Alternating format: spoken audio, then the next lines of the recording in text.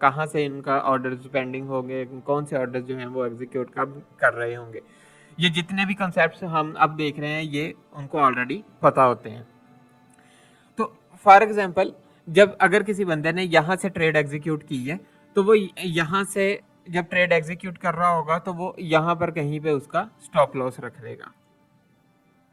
ठीक है। इसी तरह से अगर किसी ने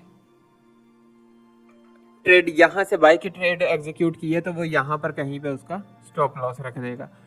और अगर किसी ने यहाँ से बाय की ट्रेड एग्जीक्यूट की है तो वो यहाँ पे उसका स्टॉप लॉस रख देगा।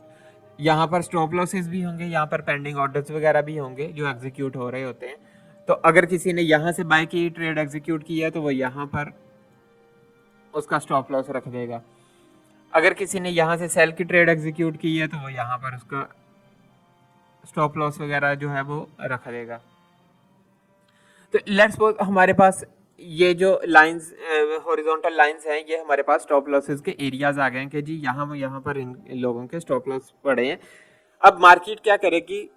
क्योंकि मार्केट ने तो उस साइड को जाना है जहाँ पर उसके पास ज़्यादा स्टॉप लॉसेस वगैरह जो हैं वो पड़े हों, ज़्यादा लिक्विडिटी हो। तो अब मार्केट क्या करेगी कि स्टॉप लॉसेस को हंट करने के लिए मार्केट ऊपर नीचे मूव करती है।